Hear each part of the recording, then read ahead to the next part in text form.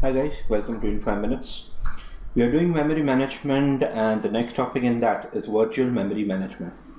First we need to understand what do you mean by virtual memory. Okay, let's take terms and try to understand that. We are talking over here is something called virtual. Normal English, not real. How we are managing something which is not real? The concept is fairly simple. With reference to user's view, that means our user is going to see if he has 1 GB of file. Do you think that user is completely going to use 1 GB of file at any given moment of time?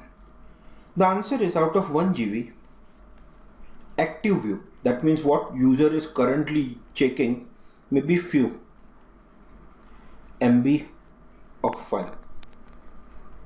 That means out of the complete file which we have of 1 GB, user might be accessing an area right now which is of 10 MB. This is a concept on which virtual memory has been built.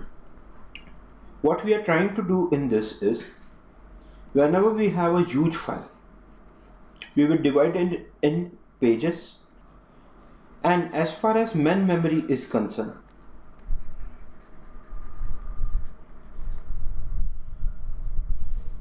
wherever we have frames, only current or needed pages would be kept within the main memory. Consider user is currently reading, let's say page 0, 1, 2, 3, 4, 5 and 6, and user is currently going from 2, 3 and 4. Then the ideology behind this is keeping those pages which we require in the main memory. So this would be page 2, page 3, page 4. But the fun part is why it is called virtual memory mapping. But the fun part is user will never be told that we are only keeping these 3 pages. In fact, as the user is gonna progress during the read cycle and goes down, slowly and steadily will start replacing pages with the next one. Suppose when user is going down and I'm predicting that next would be page 5. First thing I would do is create page 5 in the memory so that there is no issue in read write. So the concept of giving larger memory compared to available means virtual memory. Let's try to visualize this with the help of a diagram.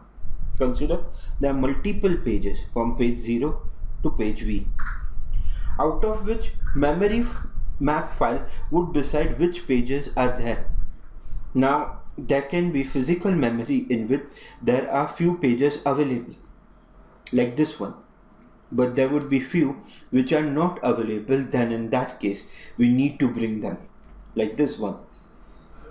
So whenever needed, we'll be again loading down the data and preparing to it. So what is the core concept of virtual memory is to give user the view of such a large memory that entire file is available in the memory itself. But physically it's not going to be possible.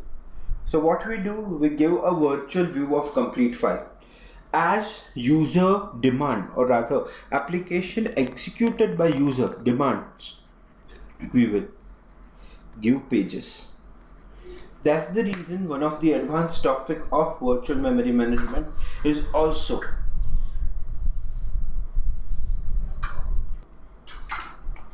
which works on the simple principle of if demand, then only bring page to the memory, or else page will not be bought.